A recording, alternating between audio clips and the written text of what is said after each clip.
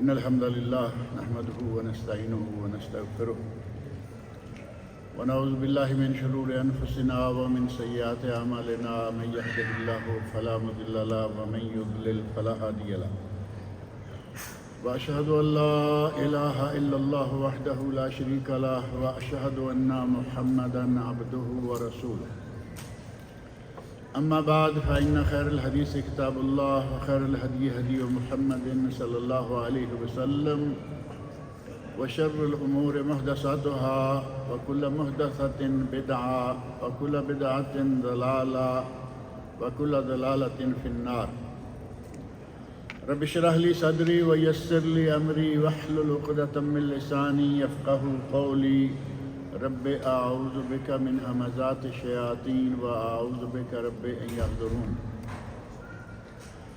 أعوذ بالله السميع العليم من الشيطان الرجيم يا أيها الذين آمنوا كتب عليكم الصيام كما كتب على الذين من قبلكم لعلكم تتقون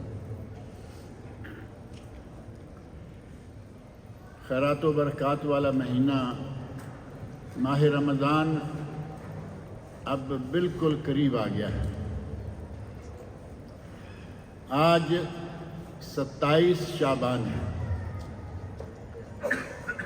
اس کا معنی یہ ہوا کہ 2 دن یا زیادہ سے زیادہ 3 دن، کیونکہ چاند اللہ کے ہاتھ میں ہے، اللہ کے حکم سے چلتا ہے، کب اسے طلوع ہونا ہے وہ اللہ بہتر ہی جانتا ہے۔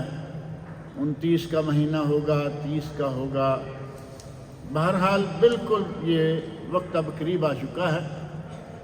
اللہ رب العزت تمام مسلمانوں کو صحت و عافیت کے ساتھ رکھے اور اس ماہ مبارک کے روزے رکھنے اور اللہ رب العزت کو راضی کرنے کی توفیق عطا فرمائے۔ رمضان المبارک کی تیاریاں بڑے زور شور سے ہو رہی ہیں اور بہت اچھی بات ہے، لیکن رمضان کی آمد میں ابھی چونکہ 2-3 دن باقی ہیں اور کئی لوگ ایسے ہیں کہ جن کے 2-3 روزے چھوٹے ہوئے ہیں، فرض روزے، پچھلے رمضان کے روزے سفر کی وجہ سے یا بیماری کی وجہ سے چھوٹ گئے ہیں۔ انہیں چاہیے کہ ان دنوں کو موقع غنیمت سمجھیں اور وہ روزے رکھ لیں، کیونکہ اگر یہ پورا رمضان بھی گزر گیا اور اگلے سال کے دوران رکھنے کی پھر اللہ نے توفیق نہ دی تو یہ ذمے میں ہی رہ جائیں گے۔ لہذا 2-3 والوں کے پاس گنجائش ہے، جن کے پاس زیادہ ہیں اور پورے 11 مہینوں کے دوران وہ نہیں رکھ پائے، اللہ تعالیٰ انہیں ہدایت دے اور انہیں توفیق دے کہ وہ رمضان کے بعد ان کو پورے کرنے کی کوشش کریں۔ وہ آدمی جو ہمیشہ پیر اور جمعرات کا روزہ رکھتا آ رہا ہے، پیر جمعرات کا روزہ، یہ وہ 2 دن ہیں جن کے بارے میں نبی اکرم صلی اللہ علیہ وسلم نے ارشاد فرمایا کہ ان 2 دنوں میں بندوں کے اعمال اللہ کے حضور پیش ہوتے ہیں اور اللہ رب العزت اپنے بندوں کو بخش دیتا ہے سوائے مشرک کے اور مشاہن، ان 2 لوگوں کے جو آپس میں جھگڑا کیے بیٹھے ہوں، لڑائی کیے بیٹھے ہوں، ایک دوسرے کے لیے اپنے دلوں میں نفرت ڈالے بیٹھے ہوں۔ باقی سب کو اللہ رب العزت بخشتا ہے۔ اگر کوئی ان 2 دنوں کے روزے رکھتا آ رہا ہے، اب پیر کا دن جو ہے وہ رمضان شعبان کے آخر میں آ رہا ہے، وہ جو رکھتا آ رہا ہے وہ رکھ لے، کوئی حرج نہیں ہے۔ اور جو آدمی ایک دن چھوڑ کر ایک دن روزہ رکھتا آ رہا ہے، جسے صوم داودی کہا جاتا ہے، اور اس کا پیر کے دن روزہ آ گیا، اتوار کو نہیں آیا، پیر کو آ گیا، وہ رکھ لے، کیونکہ نبی اکرم صلی اللہ علیہ وسلم نے فرمایا ہے کہ لا یتقدمن احد، تاکید کے صیغے کے ساتھ کہ کوئی شخص رمضان سے 1 یا 2 دن پہلے روزہ نہ رکھے،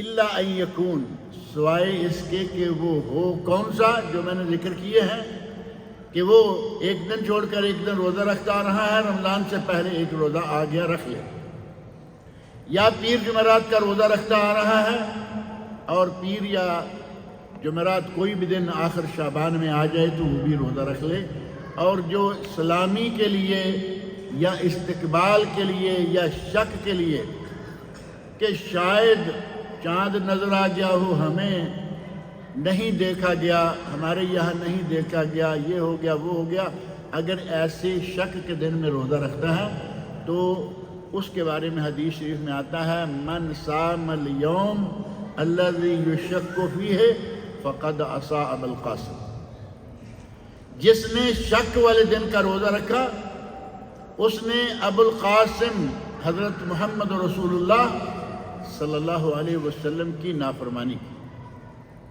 روزہ بھی رکھے، 12-14 گھنٹے بھوکا بھی رہے اور اللہ کی نافرمانی کا، رسول اللہ کی نافرمانی کا گناہ بھی سر لے، یہ کون سا سودا ہے؟ ہمیں اپنے سارے معاملات کو نبی اکرم صلی اللہ علیہ وسلم کی ہدایت کے مطابق دیکھنا چاہیے۔ اگر کوئی ناراض ہے تو اسے اپنے دلوں سے ناراضگی نکال لینی چاہیے۔ اس ماہ مقدس کو پوری خوشی کے ساتھ، ہر کسی کے ساتھ خوش، ہر کسی کے ساتھ راضی، تاکہ اس مہینے میں ہم جو اس مہینے کی اصل حکمت ہے، اس مہینے کے روزے کا اصل فلسفہ ہے، یا اس مہینے کے روزے کا اصل مقصد ہے، وہ حاصل کر سکیں۔ اور وہ اصل مقصد معروف ہے، لعلکم تتقون، 2 ہی لفظ ہیں۔ اے ایمان والو، تم پر روزہ فرض کیا گیا ہے جیسے پہلی امتوں پر فرض تھا، یعنی صرف کوئی آپ پر ہی یہ بوجھ نہیں ڈال دیا گیا، یہ پہلی امتوں پر بھی فرض تھا۔ لعلکم تتقون، تاکہ تم متقی بن جاؤ، پرہیزگار بن جاؤ۔ اور گزشتہ درس میں نے یہ بات ذکر کی تھی کہ متقی ہوتا کون ہے؟ تقوی ہے کیا؟ تقوی کے 4 رکن بیان کیے گئے ہیں، یا تقوی کی 4 صفتیں ہیں، وہ بندے میں ہونی چاہیے۔ ان کو دوبارہ ذہن میں رکھ لیں۔ وہ ہیں الایمان بالجلیل، اللہ رب العزت پر ایمان رکھنا، والعمل بالتنزیل، اور اللہ کی شریعت پر عمل کرنا، والقناعۃ بالقلیل، اور تھوڑے پر قناعت کرنا، والاستعداد لیوم الرحیل، اور اس دنیا سے روانگی کے دن کے لیے تیاری کرنا۔ 4 چیزیں ذہن میں رہنے والی ہیں یا نہیں؟ اگر اس ماہ رمضان میں ہم نے یہ تقوی حاصل کر لیا تو ہم نے کما لیا، کیونکہ رمضان کا مقصد ہی اللہ رب العزت نے لعلکم تتقون رکھا ہے۔ اور رمضان المبارک وہ برکتوں والا مہینہ ہے کہ اس میں صرف یہ تیاری نہیں کرتے رہنا چاہیے، بلکہ آج کل تو بڑی خبریں ہیں نا، فلاں مارکیٹ میں سیل لگی ہوئی ہے، فلاں مارکیٹ میں چیز اتنے کی مل رہی ہے، ایک بکس اتنے کا ہے، 100 ریال کا جو پہلے 150-200 کا۔ ہماری باتیں ہی آج کل یہ چل رہی ہیں۔ ہمیں رمضان المبارک کی تیاری کے لیے صرف کھانے پینے کا سامان اکٹھا نہیں کرنا چاہیے، چاول اتنے من، گوشت اتنے کلو، قیمتیں بتا رہے ہیں، آپس میں گفتگو یہی چل رہی ہے۔ آپ کم از کم یہ چیز ذہن میں رکھیں کہ اس رمضان میں فضول خرچی نہ ہو۔ پہلے جو ہو گیا ہو گیا، ہم آج سے بھی اگر شروع کر دیں تو صحیح بات یہ ہے کہ اس رمضان میں ہم کما لیں گے انشاءاللہ۔ کمانا کوئی پیسہ نہیں، ہم اس رمضان میں تقوی کما لیں گے، جو اس رمضان کا اصل مقصد ہے۔ اور وہ کمائیں گے کیسے؟ اگر سارا رمضان ساری رات ڈرامے دیکھتے رہے، ساری رات فلمیں دیکھتے رہے، دن چڑھا، ضروری ڈیوٹی پوری کی، اور اس کے بعد کہا کہ بھئی وقت گزارنے کے لیے چلے ٹی وی لگاؤ، فوش قسم کی چیزیں دیکھ دیکھ کر سارا دن اس نے اپنے روزے کو خراب کر دیا۔ تقویٰ کہاں حاصل ہوگا؟ اور پھر کہتے ہیں جی ٹائم کل کرنے کے لیے، اور واقعی ٹائم کو کل کر دیتے ہیں۔ اللہ رب العزت نے یہ وقت ہمارے لیے بڑی نعمت بنایا۔ صحابہ کرام سلف صالحین امت اس وقت کا ایک ایک منٹ اپنے لیے بڑا قیمتی سمجھتے تھے، اور ہوتا ہے۔ اور ہمیں چاہیے کہ ہم وقت کی قدر کریں۔ کیا وقت کبھی ہاتھ نہیں آتا، ہم وقت کو کل نہ کریں بلکہ وقت کو زندہ کریں۔ وقت کو مارنا نہیں، وقت کو زندہ رکھنا ہے اور اس سے فائدہ اٹھانا ہے۔ نبی اکرم صلی اللہ علیہ وسلم کی عادت مبارکہ رمضان المبارک میں بتائی گئی ہے۔ نبی صلی اللہ علیہ وسلم کی ازواج مطہرات کی حدیث ہیں جو گھر میں ہیں، کہتی ہیں اذا دخل العشر الاخیر، جب رمضان المبارک کا آخری عشرہ 21ویں روزے سے آخری شروع ہوگا نا، آخری عشرہ شروع ہو جاتا، نبی اکرم صلی اللہ علیہ وسلم شدّا مئزرہ، آپ اپنی چادر کو مضبوطی سے باندھ لیتے۔ مئزر کا نا ازار بند کہتے ہیں نا، ازار بند بیلٹ ٹائپ چیز یا ناڑا۔ نبی اکرم صلی اللہ علیہ وسلم کی عادت مبارکہ بتائی گئی کہ رمضان المبارک میں خاص طور پر عشرہ اخیر میں شدّا مئزرہ، آپ اپنی ازار کو مضبوطی سے باندھ لیتے، وَأَحْيَا لَيْلَهُ، اور رات کو زندہ کرتے۔ ہم ٹائم کو مارتے ہیں اور نبی اکرم صلی اللہ علیہ وسلم زندہ کرتے ہیں۔ صاف الفاظ بخاری و مسلم کی حدیث میں یہ الفاظ موجود ہیں، شدّا مئزرہ، آپ شلوار کو، اپنے تہبند کو، اپنی جو لباس آپ نے پہنا ہوا ہے آپ اس کو مضبوطی سے باندھ لیتے۔ اہل علم نے اس کی شرح میں مختلف کلمات ذکر کیے ہیں۔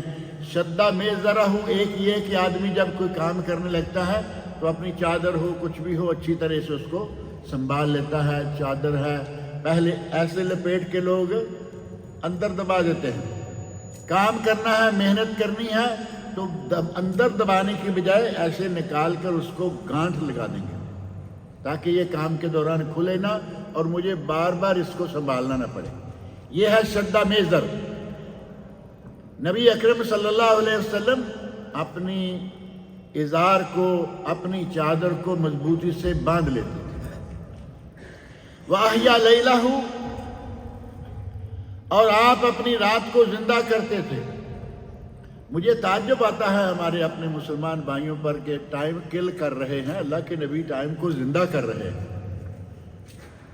رات کو اگر جاگ کر اللہ کی عبادت کریں تو یہ ہے رات کو زندہ کرنا،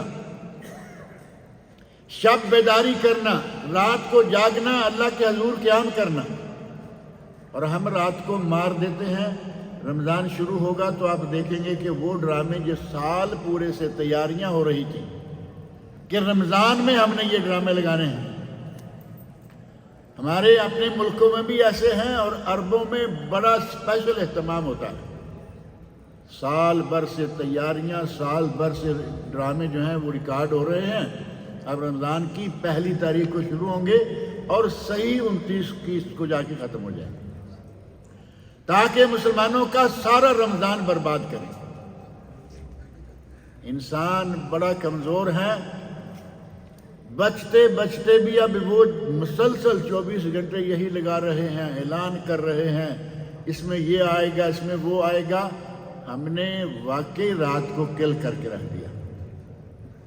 نبی صلی اللہ علیہ وسلم رات کو زندہ کرتے ہیں اور ہم رات کو مار دیتے ہیں۔ نبی اکرم صلی اللہ علیہ وسلم اپنی چادر کو مضبوطی سے باندھ لیتے ہیں، ہم اپنی چادر کو ڈھیلی کر دیتے ہیں تاکہ بار بار چادر کا ہی خیال رہے۔ کبھی کبھی بری عادت چھڑانے کے لیے چادر کا ڈھیلا رکھنا ٹھیک ہے۔ ایک واقعہ بات آپ نے سنی ہوگی کہ چھوٹا بچہ ہے، اس کو بری عادت ہے کہ بار بار وہ اپنے ناک میں انگلی ڈالتا ہے، بار بار ناک میں انگلی لے جاتا ہے۔ گھر والوں نے کیا کیا، وہ جو چادر باندھتے ہیں نیچے، یا جو بھی اس کو پاجامہ تھا، چادر تھا، اس کو ڈھیلا کر دیا ذرا۔ اب وہ نیچے جا رہا ہے، وہ نیچے سے پکڑ کے اوپر کرتا ہے، تھوڑا چلتا ہے، پر ناک میں انگلی ڈالنے کا اسے خیال نہیں۔ کبھی کبھی اس قسم کی صورتحال جو ہے وہ مفید ہوتی ہے، لیکن اب رمضان المبارک کی مبارک گھڑیوں میں ہمیں رمضان کی راتوں کو زندہ کرنا ہے اور رمضان کے دنوں کو بھی زندہ کرنا ہے۔ ہم نے اس رمضان کی پوری خوش دلی کے ساتھ خوش آمدید کرنا ہے، تیاری کرنی ہے، اور یہ مبارک برکتوں والا مہینہ اللہ رب العزت اس میں جہنم کے دروازے بند کر دیتا ہے۔ جہنم کے دروازے بند ہیں، اور وَصُفِّدَتْ مَرَدَةُ الشَّيَاطِينَ، اور اللہ رب العزت بڑے بڑے سرکش قسم کے جتنے بھی شیطان ہیں ان کو بھی گرفتار کر لیتا ہے، بند کر دیتا ہے۔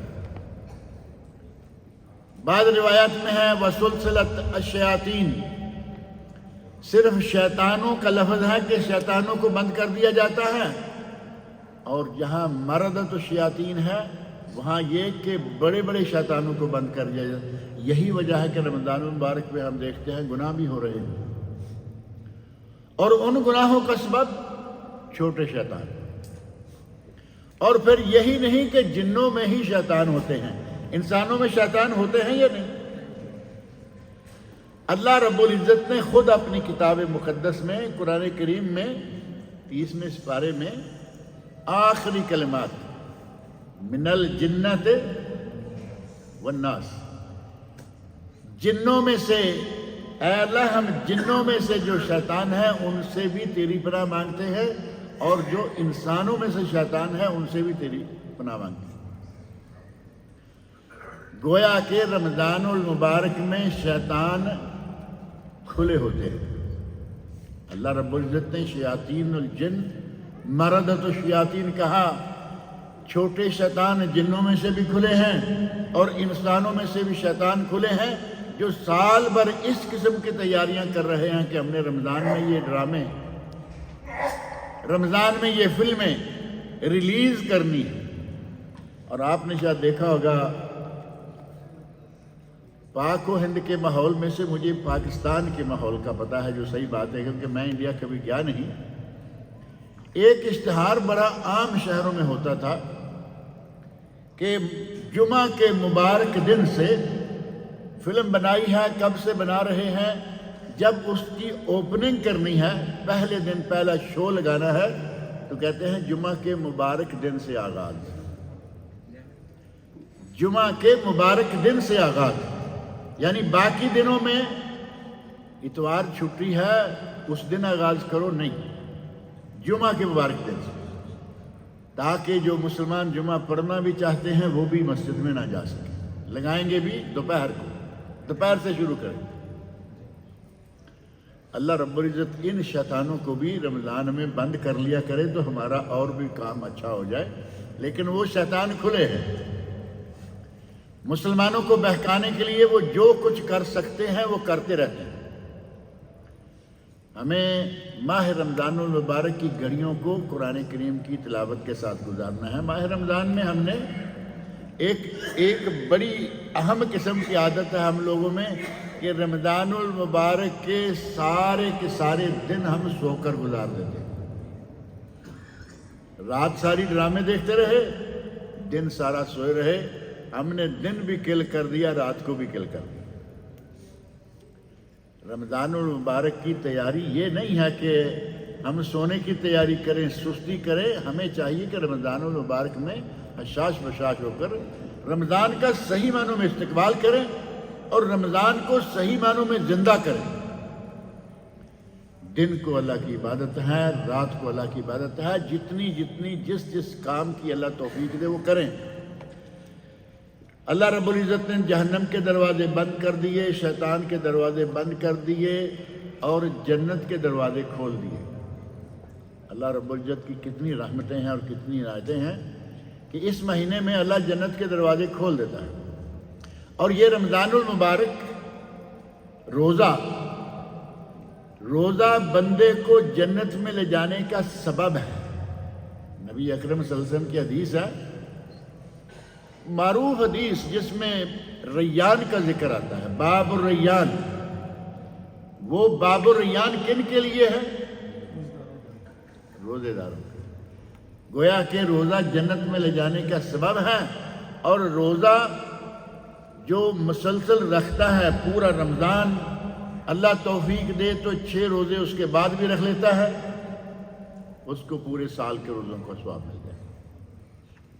ایسے ہی لوگوں کے لیے اللہ نے ان للجنت ثمانیۃ ابواب، جنت کے 8 دروازے ہیں، اور ان میں سے منہا باب یسمى الریان، ان میں سے ایک دروازہ وہ ہے جس کا نام ریان ہے. لا يدخل منہ الا الصائمون، اس میں سے صرف روزے دار رہتے. اللہ رب العزت نے ہمارے لیے کتنی تیاری کر رکھی ہے اور ہمیں کتنا اعزاز بخشا ہے. کتنا بڑا اعزاز ہے کہ دنیا میں وی آئی پی معمولی یہ بہت بڑا وی آئی پی ہے، کیونکہ یہ حکومت کا وی آئی پی نہیں بلکہ اللہ رب العزت کا وی آئی پی ہے. اور یہ وی آئی پی کے لیے وی آئی پی گیٹ ہے. اس رمضان المبارک میں اللہ رب العزت ہم پہ کتنا مہربان ہے.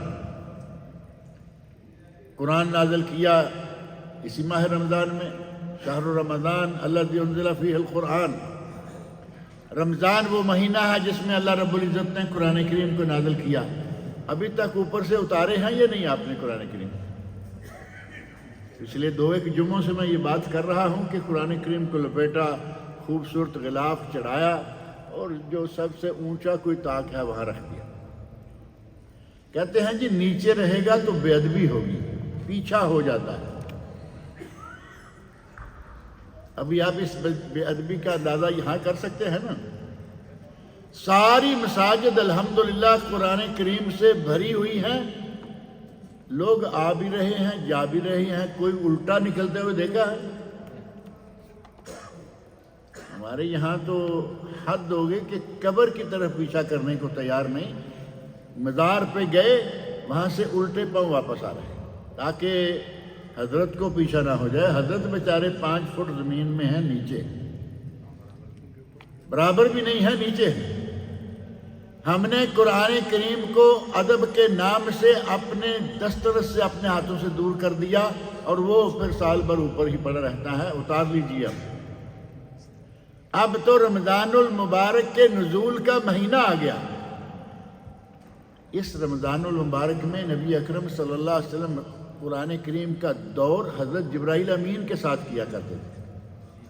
سارا سال جبرائیل امین وہی لا رہے ہیں، لیکن جتنا قرآن نازل ہو چکا ہے اس رمضان میں شروع سے لے کے وہاں تک مکمل دور ہوتا ہے. جیسے 2 حافظ قرآن آپس میں بیٹھ کے یا استاد شاگرد بیٹھ کے دور کرتے ہیں، نبی اکرم صلی اللہ علیہ وسلم اور جبرائیل امین بیٹھے ہوئے ہیں اور قرآن کریم کا دور ہو رہا ہے. اور جس ماہ نبی اکرم صلی اللہ علیہ وسلم نے جس رمضان کے بعد آخری رمضان جو آپ کی عمر شریف میں آیا، اس کے بعد اس رمضان میں جبرائیل امین نے 2 مرتبہ دور کیا. یعنی پچھلے رمضانوں میں نبی صلی اللہ علیہ وسلم نے کتنے رمضان روزے رکھے ہیں؟ ہے ذہن میں؟ نبی اکرم صلی اللہ علیہ وسلم نے 9 رمضان روزے رکھے. 9 رمضان، 9 مہینے. کیونکہ 2 ہجری ماہ شعبان، پہلا 1 سال ہجری پورا نکل گیا، رمضان کے روزے فرض نہیں تھے. 2 ہجری میں فرض ہوئے اور شعبان کے مہینے میں فرض ہوئے. یہ جو مہینہ اب چل رہا ہے اسی مہینے میں روزے فرض ہوئے. تو 2 ہجری کے پہلے ہی رمضان کے روزے جو ہیں وہ نبی اکرم صلی اللہ علیہ وسلم نے رکھے اور آگے رکھے. آپ کی زندگی میں 9 رمضان آئے. 9 میں سے 8 رمضان پورے کا پورا مہینہ جبرائیل امین کے ساتھ نبی اکرم صلی اللہ علیہ وسلم بیٹھ کر قرآن کریم کا دور کرتے رہے. اور جب 9واں مہینہ آخری مہینہ آیا، آخری کہتے ہوئے بھی ہمارے برصغیر پاک و ہند میں تو ڈر آتا ہے کہ ابھی کوئی آ جائے گا، تم آخری کہنے والے کون ہو؟ نبی صلی اللہ علیہ وسلم تو حاضر ناظر ہیں، زندہ ہیں، موجود ہیں، ہے نا ہمارے یہاں۔ اب پتہ نہیں اس قسم کی بات کو بیان کرنے کے لیے اب کیا کریں گے ہم۔ نبی صلی اللہ علیہ وسلم کی عمر میں 9 رمضان آئے، عمر شریف کا آخری رمضان۔ اب عمر شریف کا آخری رمضان کیسے کہیں گے؟ اگر آپ زندہ ہیں تو کیا کریں گے؟ اس جملے کو کیسے ادا کریں گے؟ نبی اکرم صلی اللہ علیہ وسلم کی عمر پوچھ لیجیے کسی سے، آپ کی عمر شریف کتنی تھی؟ فرض سے 63 سال کہیں گے۔ اگر 63 سال آپ نے طے کر دیا اور تھی واقعی اتنی، پھر اب کہیں کہ آپ زندہ بھی ہیں، ہمارے ساتھ موجود بھی ہیں۔ ابھی چند دن پہلے کسی نے یہ بات پوچھی، میں نے کہا اللہ کے بندو آپ یہ دیکھو، بلکہ ایک کلپ بھیج دیا ایک مولوی صاحب کا جو بڑے زور شور سے یہ بیان کر رہے تھے۔ ہمارے یہاں تو بہت سارا وقت انہی باتوں میں نکل جاتا ہے نا، کہ نور تھے یا بشر تھے، مختار کل تھے یا نہیں تھے، عالم غیب تھے یا نہیں تھے۔ وہ کہتے ہیں کہ نبی اکرم صلی اللہ علیہ وسلم ہمارے پاس موجود ہیں، حاضر و ناظر ہیں۔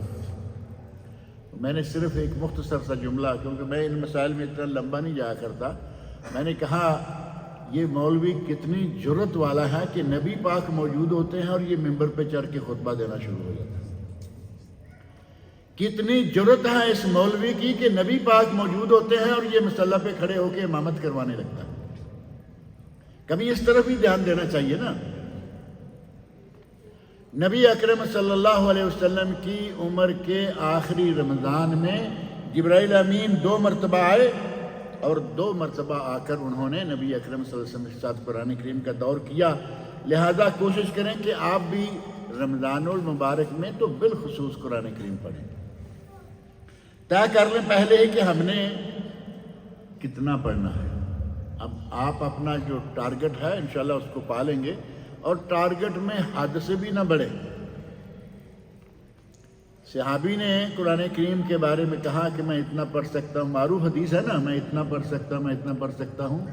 جب بات آئی نا 10 سپاروں سے آگے 3 دن سے کم میں قرآن ختم کرنے کی، تو آپ نے فرمایا کہ جس نے 3 دن سے کم میں قرآن کریم ختم کیا اس نے قرآن کریم کو سمجھا ہی۔ اب ایک دن میں کتنے سپارے بنتے ہیں جو جائز اور صحیح ہیں، ثابت ہیں؟ وہ ہیں 10 سپارے۔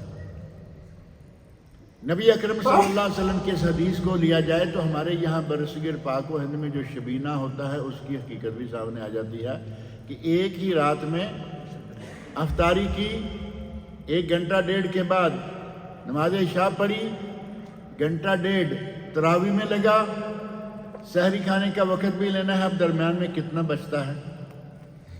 اندازاً کتنے گھنٹے ہو گئے؟ 6 ہو جائیں گے، 7 ہو جائیں گے، 8 ہو جائیں گے، 10 کر لیجیے۔ 10 گھنٹوں میں 30 سپارے، 114 سورتیں ساری یہ پڑھ جائیں گے۔ جبکہ نبی صلی اللہ علیہ وسلم نے صحابی کو 3 دن سے کم میں قرآن ختم کرنے سے منع کیا۔ لہذا ٹارگٹ بنائیے مسنون انداز سے، کہ یہ نہیں کہ میں روزانہ ختم کیا کروں گا، ہر 2 دن میں ختم کیا کروں گا۔ اگر بہت زیادہ کرنا ہے تو 3 دن میں قرآن کریم ختم کیجئے، 5 میں، 7 میں، 10 میں، اپنی سہولت سے، لیکن کم از کم رمضان المبارک کا مہینہ اس مبارک کتاب کے ساتھ تعلق رکھیے۔ سارا سال تعلق نہیں رہا کوئی بات نہیں۔ گزشتہ میں نے یہاں ذکر کیا، شاید یا جالیات میں کیا، کہ ایک ایپ آیا ہے، ایک ایپ ہے نختم، قرآن کریم کا ہے، ذہن میں رکھیں اپنے پاس، نختم۔ آپ اس میں جتنی آیات دن میں فٹ کریں گے وہ آ جایا کریں گی، گھنٹے کے بعد آ جایا کریں گی، 2 گھنٹے کے بعد آ جایا کریں گی، 3 کے بعد ایک آیت پڑھ کے آپ ڈن کر دیں، ختم ہو گیا۔ 1 گھنٹے کے بعد پھر آ جائے گی، 2 3 4 گھنٹے آپ نے طے کرنا ہے۔ کم از کم رمضان میں تو یہ فری ایپ ہوتے ہیں سارے۔ ہمارے پاس جو ایپ ہوتے ہیں وہ بڑے معروف ہیں، ان کو چھوڑیے، رمضان کے مہینے میں اس قسم کے ایپ رکھیے۔ قرآن کریم کی یاد دہانی آپ کو کرائے گی، آیت آ گئی، آپ نے موبائل کھولا، دیکھا سامنے آیت موجود ہے، پڑھنا ہے پڑھیے، نہیں پڑھنا اس کو صرف اشارے کی ضرورت ہے، وہ غائب ہو جائے گی، پھر وہ آ جائے گی جتنا وقت آپ نے طے کیا ہوا۔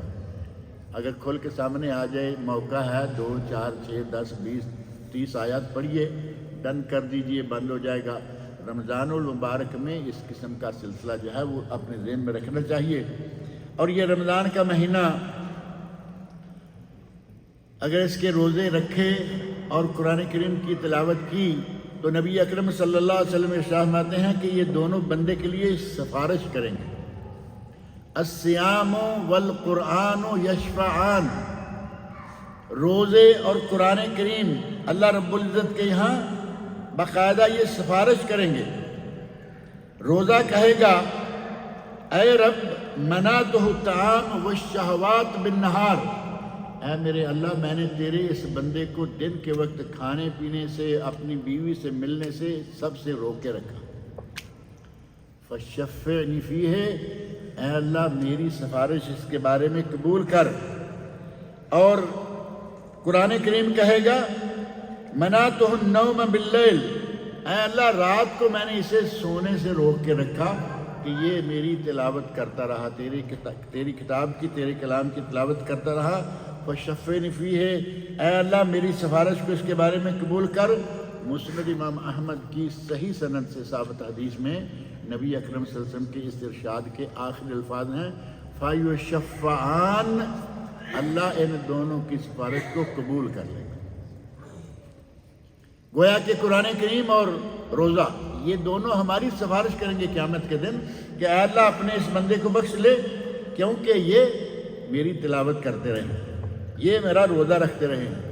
اسی طرح ماہ رمضان میں بلکہ عام حالات میں کوشش کریں کہ موقع بموقع روزہ رکھتے رہیں۔ مطلقاً روزہ رکھنے کا ثواب کتنا ہے؟ حضرت ابو سعید خدری رضی اللہ عنہ کی حدیث ہے یا ان کی روایت ہے کہ نبی اکرم صلی اللہ علیہ وسلم نے ارشاد فرمایا، صحیح بخاری اور مسلم کی حدیث، فرمایا ان للجنت ثمانیۃ ابواب، جو میں نے پہلے ذکر کی ہے جنت کے 8 دروازے ہیں، منہا باب یسمى الریان، ان میں سے ایک دروازہ ریان ہے، یہ اسپیشل ہو گیا۔ اب دوسری حدیث صحیح بخاری مسلم کی، نبی صلی اللہ علیہ وسلم فرماتے ہیں من صام یوما فی سبیل اللہ، جس نے اللہ کی راہ میں ایک دن کا روزہ رکھا۔ رمضان کے تو الحمدللہ 30 ہوں گے 29 ہوں گے، ایک روزہ اللہ کی راہ میں اللہ کی خاطر رکھا، اس کو اللہ رب العزت کتنا دیتا ہے؟ من صام یوما فی سبیل اللہ، جس نے اللہ کی راہ میں صرف ایک ہی روزہ رکھ لیا، اللہ رب العزت اس کو جہنم سے بعد اللہ وجہہ عن النار 70 خریفا، اللہ اس کے چہرے کو جہنم سے اتنا دور کر دے گا جتنا فاصلہ 70 سالوں میں طے کیا جا سکتا ہے۔ 70 سالوں میں کتنا فاصلہ طے کیا جا سکتا ہے آپ اندازہ بھی نہیں کر سکتے۔ اللہ رب العزت روزہ دار، ایک روزہ جو آدمی اللہ کے لیے اور اس کے راستے میں رکھ لے، بعد اللہ وجہہ، اللہ اس کے چہرے کو دور کر دے گا من النار، جہنم سے، عن النار 70 خریفا، 70 سال کی مسافت۔ یہ ماہ رمضان کا مہینہ جس میں ہمیں اللہ رب العزت ایک دو نہیں بلکہ 30 روزے رکھنے کی توفیق دے گا۔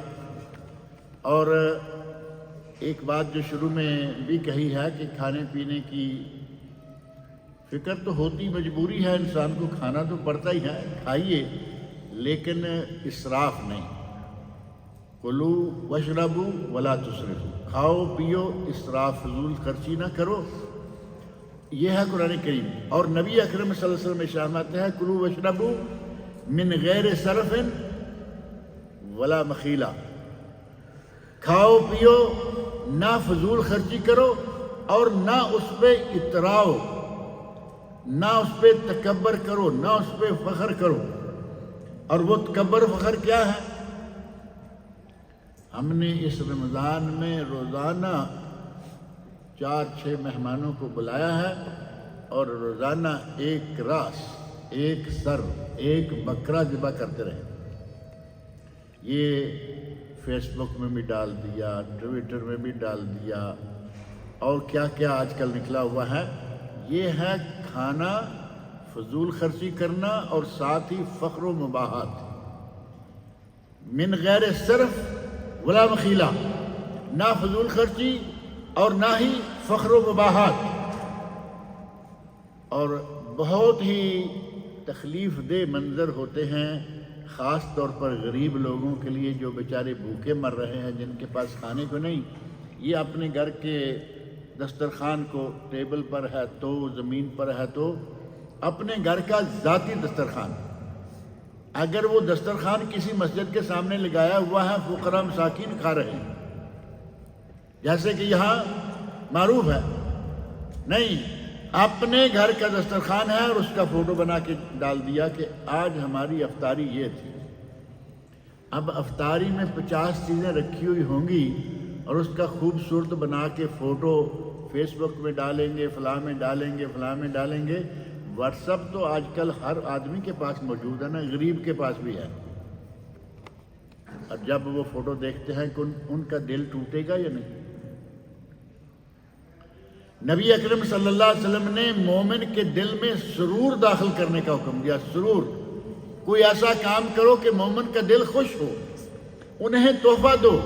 رمضان کا مہینہ ہے، اللہ نے آپ کو دیا ہوا ہے، اپنے رشتہ داروں میں سے فقراء مساکین تلاش کرو اور انہیں کچھ دو، رمضان کا مہینہ ان کا آسانی سے گزر جائے۔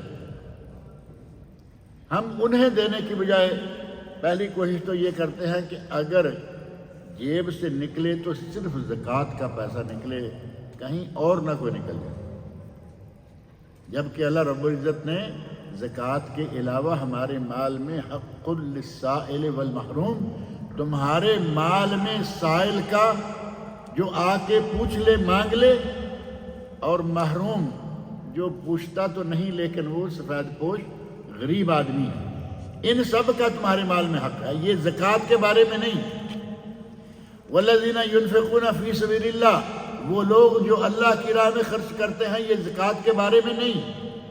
زکوٰۃ واجب ہے، فرض ہے، اس کے علاوہ بھی ہمارے مال میں لوگوں کا حق ہے، ان کو ادا کرنے کے لیے اپنے ساتھیوں، اپنے عزیزوں، رشتہ داروں اور ان میں سے غریب لوگوں کو ہدیہ کے طور پر چاہے مہینے کی خوراک سامان دے دو، چاہے کپڑے دے دو عید کے لیے، چاہے کچھ بھی دے دو، ان کے دلوں میں سرور داخل کرو۔ تم ان کا دل توڑتے ہو جب وہ بیچارے تمہارے فوٹو دیکھتے ہیں کہ اتنا لمبا دسترخوان انہوں نے آج افطاری کیا اور گھر میں لوگ کتنے ہیں، ہم دو، ہمارے دو، کتنے لوگ ہو گئے کل؟ 4 لوگ، ہاں، اتنا بڑا دسترخوان۔ اور یقین مانے بعض دفعہ بعض فوٹو میں نے دیکھے، میں اور کسی کی بات نہیں کرتا، میرا خیال ہے کہ کم از کم یہاں سے لے کے وہ بھائی صاحب جو بیٹھے ہیں نا، یعنی 15-20 فٹ کہنا ہے، کتنا ہوگا یہ؟ 15-20 فٹ 30 فٹ لمبا ٹیبل ہے، اور اس پہ وہی ہم دو ہمارے، اور وہ لدا ہوا ہے نعمتوں سے۔ اب یہ فوٹو دیکھ کر غریب آدمی کا دل ٹوٹے گا یا نہیں ٹوٹے گا؟ اس کے دل میں سرور آئے گا یا اس کے دل میں رونا آئے گا بیچارے؟ رمضان المبارک کا روزہ جو ہے یہ مواسات ہے، اس میں بھوکے رہیں گے دن بھر، باقی آداب روزے کے وہ بھی آپ جانتے ہیں، سارے آداب کے ساتھ روزہ رکھیں گے تو ایک احساس پیدا ہوگا، ایک شعور پیدا ہوگا کہ فقیر آدمی بیچارے کا دن اور رات کیسے گزرتا ہے۔ کہتے ہیں حضرت یوسف علیہ السلام کو کہا گیا کہ تم اتنے بڑے مالدار ہو، یوسف علیہ السلام تو خزانوں کے مالک تھے نا۔ دیکھیں اللہ رب العزت کا کام، یہاں یہ جو فوٹو لگانے والے ہیں نا، ان کے لیے ایک عبرت کی بات یہ بھی ہے کہ اللہ سے ڈریں۔ کبھی کبھی غریب کی آہ لگ جاتی ہے، کبھی غریب کی بد دعا لگ جاتی ہے، اور کبھی امیر کی نظر لگ جاتی ہے۔ دوسرا امیر دیکھے گا، غریب دیکھے گا، نظر بد لگ گئی۔ حضرت یوسف علیہ السلام نے خواب دیکھا تھا، قرآن کریم میں یہ بات موجود ہے سورہ یوسف میں۔ خواب دیکھا تو والد صاحب نے فوری طور پر کیا کہا؟ لا تقصص رؤیاک علی اخوتک۔ ابھی یہ خواب ہے اور یہ ہونا ہے، کب ہوگا؟ لیکن فوراً کہہ دیا کہ اپنے بھائیوں کو یہ خواب نہیں بتانا، کیونکہ وہ پھر تمہارے لیے مکر کریں گے، تمہیں کوئی پریشان کریں گے، اور وہ پریشانی انہوں نے بغیر خواب دکھائے کر دی۔ جو کچھ ہوا، بالآخر حسد کے نتیجہ میں اپنے بھائی کو قتل کرنے کی سازش کے تحت کنویں میں پھینک کے آ گئے۔ اللہ رب العزت نے کنویں سے نکالا اور تخت مصر پہ بٹھا دیا۔ یہ تو اللہ رب العزت کی قدرت ہے، اس کی شان ہے۔ ان سے کہا گیا تجوع وانت علی خزائن الارض، یوسف آپ خزائن الارض، زمین کے خزانوں کے مالک ہیں، اور آپ بھوکے رہتے ہیں۔ یعنی وہ چونکہ نبی بننے والے تھے اور نبی بن گئے، وہ اتنے خزانوں کے مالک ہیں، لیکن اتنا پیٹ بھر کے نہیں کھایا کرتے تھے، بلکہ تھوڑا کھاتے، بھوکے رہتے۔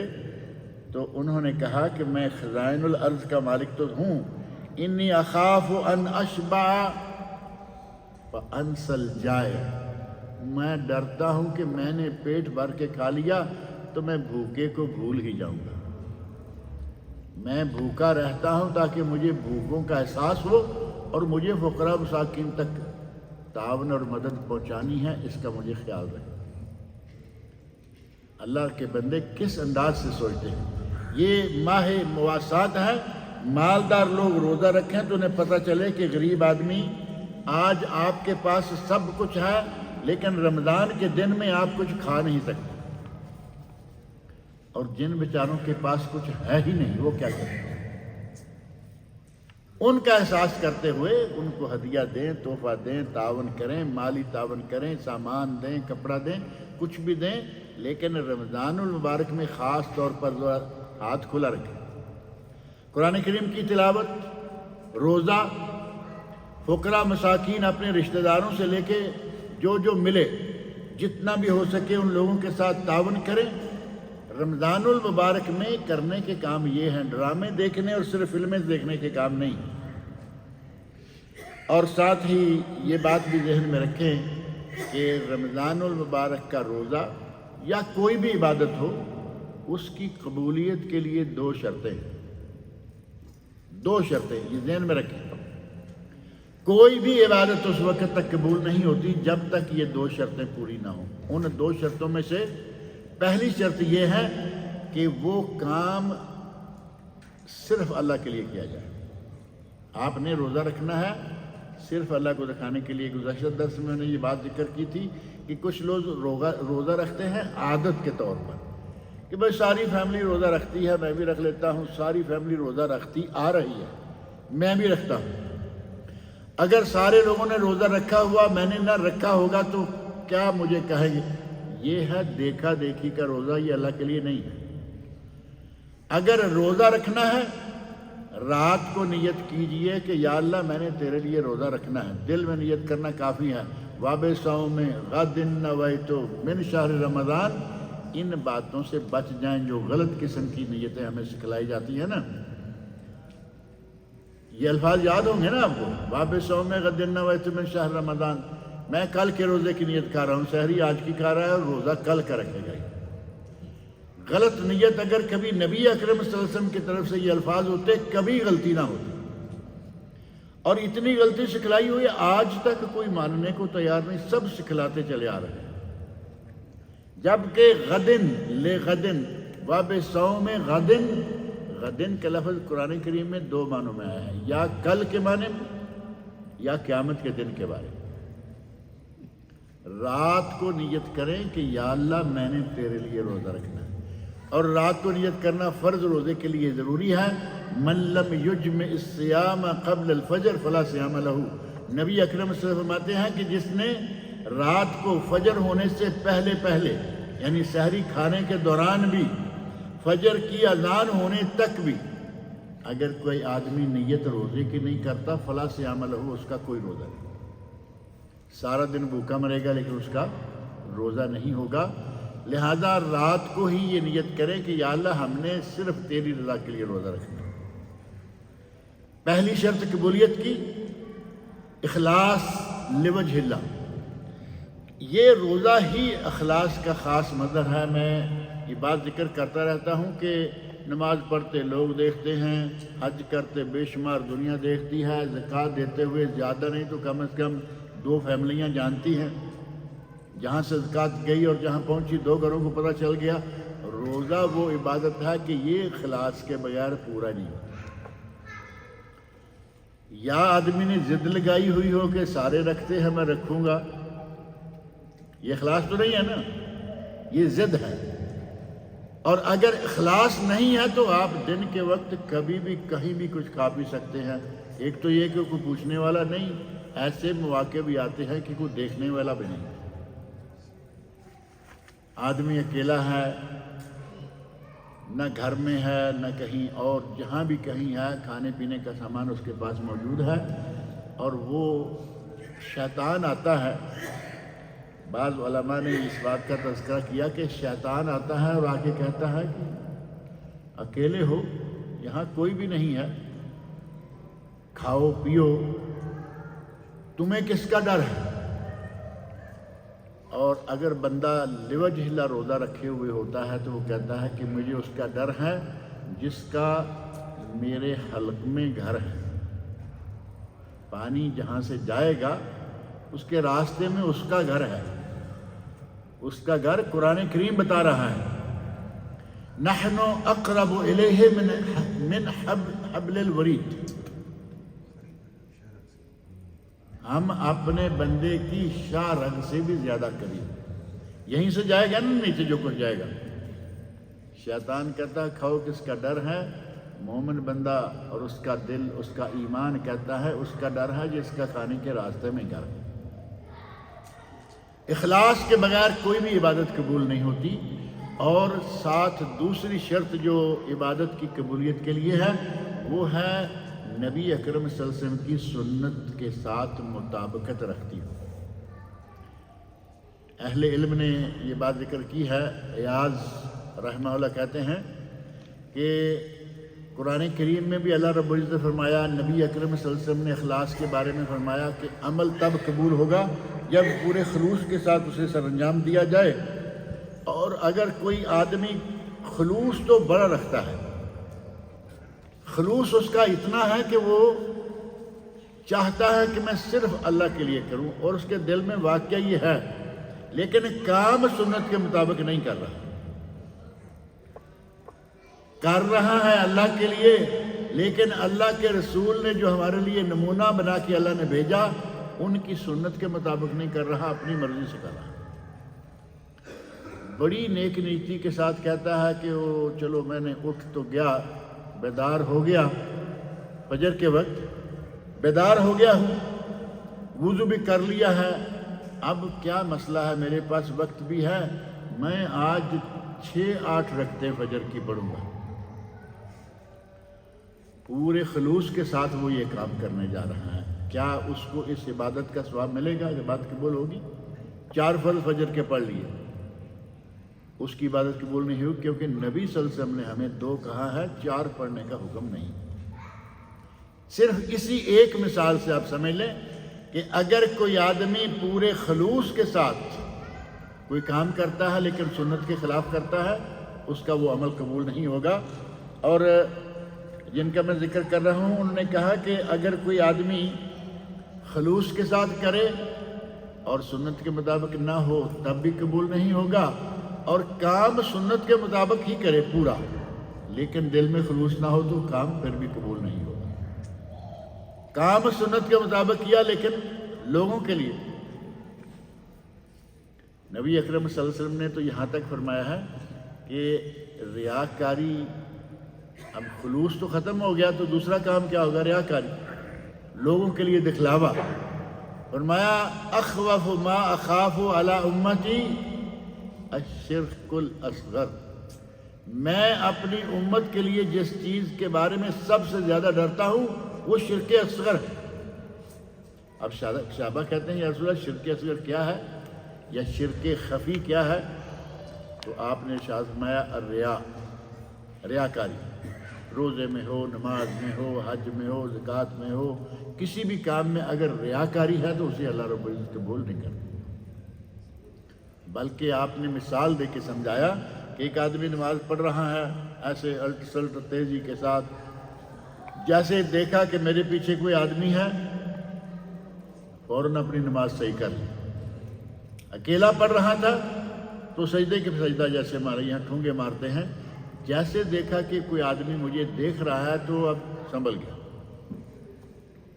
اب یہ جو پہلی نماز تھی وہ کیا، اور یہ جو دوسری شروع ہوئی ہے یہ کس کے لیے ہے؟ اللہ کے لیے کر رہا ہے، یہ اللہ کے لیے پہلے پڑھ رہا تھا جس میں نہ سجدہ پورا نہ رکوع پورا، اب یہ کسی کو دکھانے کے لیے نماز صحیح کر رہا ہے، اس کی کوئی نماز قبول نہیں۔ اور یہ نبی صلی اللہ علیہ وسلم نے مثال دی، کسی عام آدمی کی، کسی مفتی کی نہیں۔ نبی اکرم صلی اللہ علیہ وسلم فرماتے ہیں کہ اس طرح جب وہ کرتا ہے تو یہ ریاکاری ہے اور یہ شرک ہے۔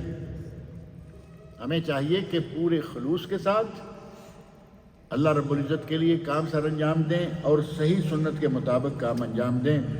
رمضان کے مہینہ میں راتوں کو قیام کریں گے، رمضان کے مہینہ میں راتوں کو، دن کو قرآن کریم کی تلاوت کریں گے، اور رمضان کے مہینہ میں تراویح پڑھیں گے۔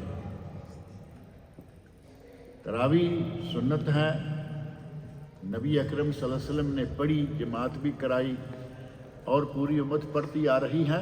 ایک بات ذہن میں رکھیں کہ تراویح ضرور پڑھیں، کوشش کریں کہ با جماعت پڑھیں، اگر کسی وجہ سے جماعت چھوٹ گئی تب بھی پڑھ لیں۔ اور یہ بات جو فتویٰ دیا جا رہا ہے نا کہ جس کی تراویح نہیں اس کا کوئی روزہ نہیں ہے، یہ فتویٰ غلط ہے۔ سنتے ہوں گے نا آپ بھی کبھی نہ کبھی، یہ جس کی تراویح نہیں، جس دن رات تراویح نہیں پھر اس کا کوئی روزہ نہیں، یہ غلط بات ہے۔ تراویح ایک الگ عبادت ہے، روزہ ایک الگ عبادت ہے۔ جس نے تراویح نہیں پڑھی، روزہ رکھ لیا، اس کا روزہ ہے، اور جس نے کسی بیماری کی وجہ سے روزہ نہیں رکھا تھا، رات کو تراویح پڑھ لی، اس کا تراویح کا اثر ضائع ہو جائے گا؟ نہیں، دونوں الگ الگ عبادتیں ہیں۔ کئی لوگ بڑے عجیب و غریب حالات سے گزرتے ہیں۔ آگے حج کا مہینہ آئے گا، قربانی کا وقت آئے گا، جو آدمی چاند دیکھ لے قربانی ذبح کرنے تک بال کاٹنا منع ہے۔ اور ایسے لوگ موجود ہیں کہ وہ 10 دن اب بال نہیں روک سکتے، کیونکہ وہ روزانہ کھرچا کھرچی کرنے والے ہیں۔ 10 دن تک کیسے روکیں گے بلیڈ کو؟ کہتے ہیں جی ہم قربانی نہیں دیں۔ ایک غلطی چھوڑنے کے لیے اتنا بڑا گناہ کما لیں گے، جسے کہتے ہیں نا عذر گناہ بدتر از گناہ۔ عذر تلاش کیا کہ بھئی 10 دن ہم داڑھی نہیں روک سکتے، کاٹیں گے، قربانی چھوڑ دیتے۔ جبکہ اہل علم کا فتویٰ ہے کہ وہ آدمی اگر اس سے نہیں رک سکتا، شیطان اتنا ہی اس پر غالب آ چکا ہے، تو کم از کم قربانی وہ ضرور دے دے۔ بال کاٹتا ہے کاٹے، اس کا گناہ اس کو الگ سے ہوگا، قربانی کا ثواب جو ہے وہ الگ سے رہے۔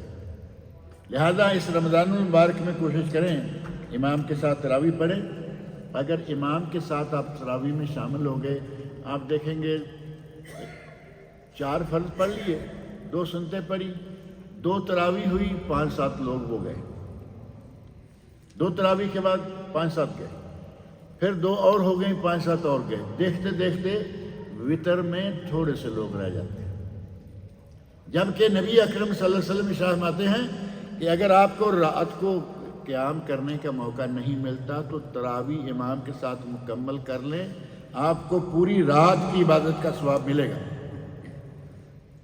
ابو داود میں، سنن ابو داود میں نبی اکرم صلی اللہ علیہ وسلم کا ارشاد ہے، ان الرجل اذا صلی مع الامام حتی ینصرف، اگر کوئی آدمی امام کے ساتھ، جماعت کے ساتھ نماز پڑھ رہا ہے اور اس کے ساتھ رہے جب تک کہ امام فارغ نہ ہو جائے، یعنی وطر پڑھ کے فارغ نہ ہو جائے، ساتھ رہے، اسے بلہ قیام لیلہ، اسے پوری رات کی عبادت کا ثواب دیا جائے گا۔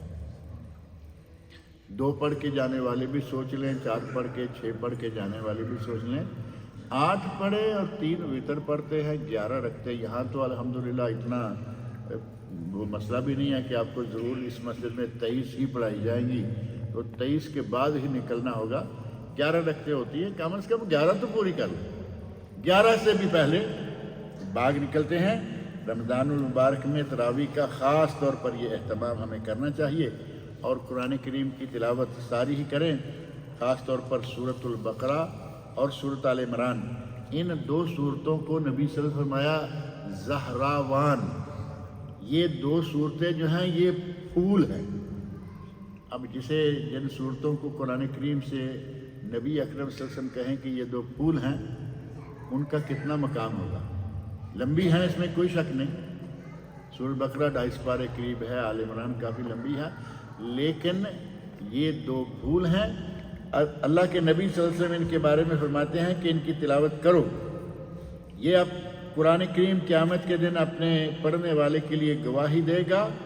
اور زہراوان دو صورتیں جو ہیں بقرہ اور آل عمران، ان کو ضرور پڑھو۔ قیامت کے دن یہ دو بدلیوں کی طرح، بادل کے چھوٹے چھوٹے ٹکڑے ہوتے ہیں نا، قیامت کے دن یہ دو بدلیوں کی طرح آئیں گے، یا یوں لگے گا کہ جیسے اوپر کوئی پرندوں کے دو جھنڈ ہیں، بدلیاں ہیں یا پرندوں کے دو جھنڈ ہیں، یہ پہنچیں گی اور یحاجان عن اہلہما، جو ان دونوں کی تلاوت کرنے والے ہیں ان کے لیے اللہ رب العزت کے سامنے باقاعدہ اس کا مقدمہ لڑیں گی، سفارش کریں گی، اور اصرار کے ساتھ پر اصرار کہیں گی کہ یا اللہ یہ بندہ میری تلاوت کرتا رہا، ہماری تلاوت کرتا رہا، اسے بخش دے۔ اور آپ ارشاد فرماتے ہیں اقرأوا البقرہ فإن أخذها برکہ، سورہ بقرہ پڑھتے رہا کرو، یہ بہت ہی بابرکت ہے۔ وَتَرْكُهَا حَسْرًا، اگر کوئی اس کو چھوڑ دیتا ہے تو اس کو سوائے حسرت کے کچھ نہیں ملے گا۔ وَلَا يَسْتَطِيعُ الْبَطَلَ، جو جادوگر ہیں وہ یہ سورہ بقرہ نہیں پڑھ سکتے، نہ برداشت کر سکتے۔ جادوگر کے سامنے سورہ بقرہ آپ پڑھو، وہ برداشت نہیں کر سکے گا، اور وہ خود پڑھ نہیں سکتا۔ اب جس پہ جن سوار ہو، آپ نے دیکھا ہوگا، سنا ہوگا کہ وہ قرآن کریم سے بھاگتے ہیں، نمازوں سے بھاگتے ہیں، اور خاص طور پر سورہ بقرہ وہ نہ پڑھیں گے نہ سننے پہ تیار ہوں گے۔